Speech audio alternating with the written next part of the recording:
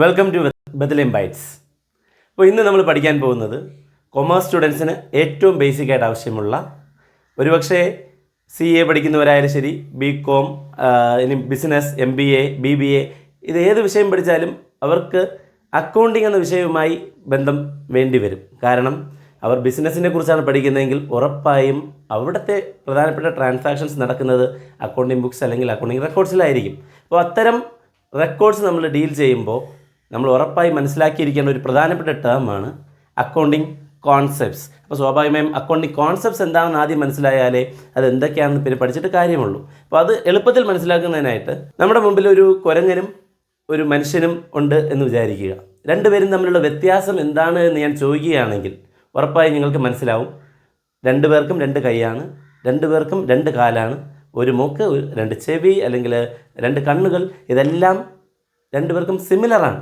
പക്ഷേ എങ്കിലും ഒന്ന് കുരങ്ങാണ്, മറ്റത് മനുഷ്യനാണ്. കാരണം ചില ചെറിയ വ്യത്യാസങ്ങൾ, ചില പ്രത്യേകം എടുത്തു പറയേണ്ട ചില ഐഡൻറ്റിറ്റികൾ അവർക്ക് പ്രത്യേകിച്ചുണ്ടാവും.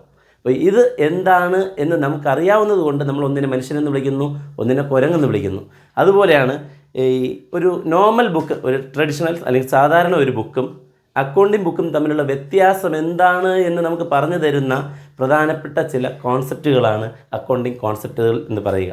അപ്പോൾ accounting concepts means these are the fundamental principles which define an accounting book. അപ്പോൾ അക്കൗണ്ടിങ് ബുക്ക് എന്താണെന്ന് നമുക്ക് ഡിഫൈൻ ചെയ്ത് തരുന്ന ഫണ്ടമെൻ്റൽ പ്രിൻസിപ്പിൾസ്, ഏറ്റവും ബേസിക് ആയിട്ടുള്ള പ്രിൻസിപ്പിൾസിനെയാണ് നമ്മൾ അക്കൗണ്ടിങ് കോൺസെപ്റ്റ്സ് എന്ന് പറയുക. അപ്പോൾ നമുക്ക് ഈ വീഡിയോയിൽ വളരെ ചുരുങ്ങിയ സമയം കൊണ്ടാണ് കോൺസെപ്റ്റ്സുകൾ നമ്മൾ പഠിപ്പിക്കാൻ ശ്രമിക്കുന്നത്. അപ്പോൾ ഇന്ന് നമ്മൾ നോക്കുന്നത് രണ്ട് പ്രധാനപ്പെട്ട കോൺസെപ്റ്റുകളാണ്.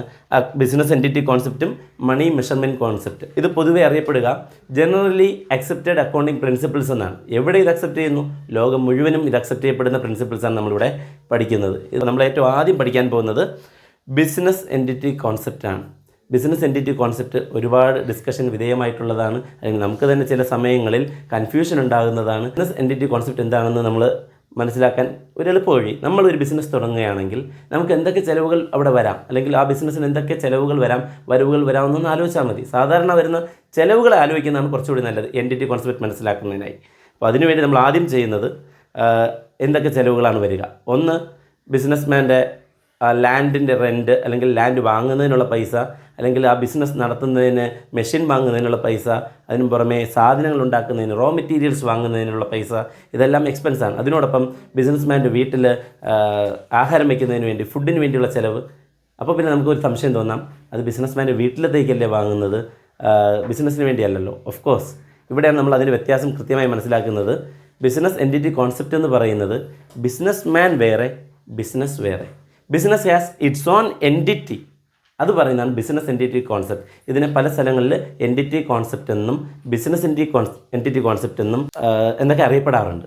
അപ്പോൾ സ്വാഭാവികമായും ഒരു ബിസിനസ് അല്ലെങ്കിൽ ഒരു അക്കൗണ്ടിങ് റെക്കോർഡ്സ് നമ്മൾ പ്രിപ്പയർ ചെയ്യുമ്പോൾ നമ്മൾ പ്രിപ്പയർ ചെയ്യുന്നത് ബിസിനസ് മാൻ്റെ അക്കൗണ്ടിങ് റെക്കോർഡ്സ് അല്ല, പകരം ബിസിനസ്സിൻ്റെ അക്കൗണ്ടിങ് റെക്കോർഡ്സാണ്. അപ്പോൾ ബിസിനസ്സിൻ്റെ ഇൻകം, ബിസിനസ്സിൻ്റെ എക്സ്പെൻസ്, അത് മാത്രമേ നമ്മളിവിടെ റെക്കോർഡ് ചെയ്യാൻ പാടുള്ളൂ. അല്ലെങ്കിൽ ബിസിനസ്സിന് കിട്ടേണ്ട പൈസ, അല്ലെങ്കിൽ ബിസിനസ്സിൽ നിന്ന് ആർക്കെങ്കിലും കൊടുക്കാനുള്ള പൈസ, അത് മാത്രമേ റെക്കോർഡ് ചെയ്യാൻ പാടുള്ളൂ. ബിസിനസ്മാനോ ബിസിനസ്മാൻ്റെ ഫാമിലിക്ക് വേണ്ടിയോ അല്ലെങ്കിൽ ബിസിനസ്മാൻ്റെ ഫ്രണ്ട്സിന് വേണ്ടിയോ എന്തെങ്കിലും ചിലവാകുന്നുണ്ടെങ്കിൽ that is not a matter of business, അല്ലെങ്കിൽ ബിസിനസ് റെക്കോർഡ്സിൽ നമ്മളത് റെക്കോർഡ് ചെയ്യേണ്ട ആവശ്യമില്ല. അങ്ങനെ റെക്കോർഡ് ചെയ്യുന്നുണ്ടെങ്കിൽ it should be an expense of business എന്നുള്ളത് ആ ബിസിനസ്മാന് കൊടുക്കേണ്ട പൈസയിൽ നമ്മളത് കുറയ്ക്കുകയും ചെയ്യും.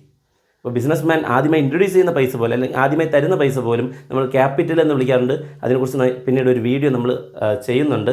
അപ്പോൾ ബിസിനസ്മാൻ അങ്ങനെ ഇൻട്രൊഡ്യൂസ് ചെയ്യുന്നുണ്ടെങ്കിൽ അതുപോലും നമ്മളൊരു ഇൻറ്റേർണൽ ലയബിലിറ്റി, പിന്നീട് തിരിച്ചു കൊടുക്കാനുള്ള പൈസയായി പ്രത്യേകിച്ച് ഒരു അക്കൗണ്ടിങ് ഹെഡിലാണ് നമ്മൾ ചേർക്കുക.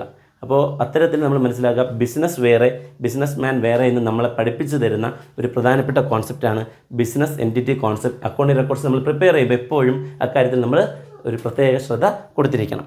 രണ്ടാമത്തെ കോൺസെപ്റ്റ് എന്ന് പറയുന്നത് മണി മെഷർമെൻറ്റ് കോൺസെപ്റ്റാണ്. മണി മെഷർമെൻറ്റ് മീൻസ് ബിസിനസ്സിൽ ഒരുപാട് ട്രാൻസാക്ഷൻസ് നടക്കും. കാരണം അക്കൗണ്ടിങ്ങിൻ്റെ ഡെഫിനിഷൻ പഠിക്കുമ്പോൾ തന്നെ അക്കൗണ്ടിങ്ങിലുള്ള അല്ലെങ്കിൽ ബിസിനസ്സിൻ്റെ ട്രാൻസാക്ഷൻസ് ആണ് നമ്മളവിടെ റെക്കോർഡ് ചെയ്യുന്നത്, അല്ലെങ്കിൽ അക്കൗണ്ടിങ് ബുക്സിൽ റെക്കോർഡ് ചെയ്യുന്നത് എന്നുള്ളതാണ് പഠിക്കുക. ബിസിനസ്സിൻ്റെ ഒരുപാട് ട്രാൻസാക്ഷൻസ് നടക്കാറുണ്ട് എന്നും പറഞ്ഞ് നമ്മൾ എല്ലാ ട്രാൻസാക്ഷൻസും ഇവിടെ റെക്കോർഡ് ചെയ്യത്തില്ല. എല്ലാ ട്രാൻസാക്ഷൻസും ബിസിനസ്സിൽ നമ്മൾ റെക്കോർഡ് ചെയ്യേണ്ട ആവശ്യമില്ല, അല്ലെങ്കിൽ ചെയ്യാൻ സാധിക്കത്തുമില്ല. നമുക്ക് മണി കൊണ്ട് മെഷർ ചെയ്യാൻ പറ്റുന്നത് മാത്രം. ഫോർ എക്സാമ്പിൾ 5,000 രൂപ സാലറി കൊടുക്കുന്നു. അപ്പോൾ 5,000 സാലറി കൊടുത്തു എന്നുള്ളത് നമുക്ക് മണി കൊണ്ട് മെഷർ ചെയ്യാൻ പറ്റുന്നത് എത്ര രൂപ? ₹5,000. അപ്പോൾ അതാണെങ്കിൽ നമുക്ക് അക്കൗണ്ടിൽ റെക്കോർഡ്സ് നമുക്ക് റെക്കോർഡ് ചെയ്യാൻ സാധിക്കും. അതേസമയം ബിസിനസ് മാൻ ഒരു പ്രത്യേക മീറ്റിംഗ് വിളിക്കുന്നു, മീറ്റിംഗ് കൂടുന്നു, അല്ലെങ്കിൽ മീറ്റിങ്ങിന് പോകുന്നു. ബിസിനസ് മാൻ്റെ ടൈം അവിടെ സ്പെൻഡ് ആവുകയാണ്. ബിസിനസ് മാൻ അതിനുവേണ്ടി ഒരുപാട് എഫേർട്ടുകൾ എടുക്കുകയാണ്. പക്ഷേ അത് നമുക്ക് മണി കൊണ്ട് മെഷർ ചെയ്യാൻ പറ്റില്ല. ബിസിനസ് മാൻ പോയി ഒരു മീറ്റിംഗ് കണ്ടക്ട് ചെയ്യുന്നത്, അല്ലെങ്കിൽ മീറ്റിങ്ങിന് അയാൾ ടൈം സ്പെൻഡ് ചെയ്യുന്നത്, ഇതൊന്നും നമുക്ക് എന്ത് ചെയ്യാൻ പറ്റില്ല, മെഷർ ചെയ്യാൻ പറ്റില്ല. അപ്പോൾ സ്വാഭാവികമായും മണി കൊണ്ട് മെഷർ ചെയ്യാൻ പറ്റുന്ന ട്രാൻസാക്ഷൻസ് മാത്രമേ നമ്മൾ എന്ത് ചെയ്യുള്ളൂ, അക്കൗണ്ടിങ് റെക്കോർഡ്സിൽ റെക്കോർഡ് ചെയ്യുള്ളൂ. അത് മാത്രമേ ചെയ്യാൻ പാടുള്ളൂ എന്ന് നമുക്ക് പറഞ്ഞു തരുന്ന ഒരു പ്രധാനപ്പെട്ട കോൺസെപ്റ്റാണ് മണി മെഷർമെൻറ്റ് കോൺസെപ്റ്റ്. അപ്പോൾ പ്രത്യേകം ശ്രദ്ധിക്കുക. ആദ്യം നമ്മൾ പറഞ്ഞത് business entity concept. Business has its own entity, business has a separate entity എന്ന് നമുക്ക് പഠിപ്പിച്ചു തരുന്നതാണ് ബിസിനസ് എൻറ്റിറ്റി കോൺസെപ്റ്റ്. അതേസമയം money measurement concept states that transactions measurable with money only can be recorded. പൈസ കൊണ്ട് അളക്കാൻ പറ്റുന്ന ട്രാൻസാക്ഷൻസ് മാത്രമേ നമുക്ക് എന്ത് ചെയ്യാൻ പറ്റുള്ളൂ, റെക്കോർഡ് ചെയ്യാൻ പറ്റുള്ളൂ. ഇത് പ്രധാനപ്പെട്ട 2 കോൺസെപ്റ്റുകളാണ്. ഇതുപോലെ ഏകദേശം 10ഓളം കോൺസെപ്റ്റുകൾ വളരെ പ്രധാനപ്പെട്ടതായിട്ട് ഈ പറയുന്ന നമുക്ക് അക്കൗണ്ടിങ് കോൺസെപ്റ്റായിട്ട് പഠിക്കേണ്ടതുണ്ട്. അപ്പോൾ ഇന്നത്തെ ഈ ഒരു വീഡിയോയിൽ നമ്മൾ പഠിച്ച 2 കോൺസെപ്റ്റുകൾ മനസ്സിലായി എന്ന് വിചാരിക്കുന്നു. സബ്സ്ക്രൈബ് ചെയ്യാൻ മറക്കരുത്. അപ്പോൾ വീണ്ടും കാണാം. ബൈ.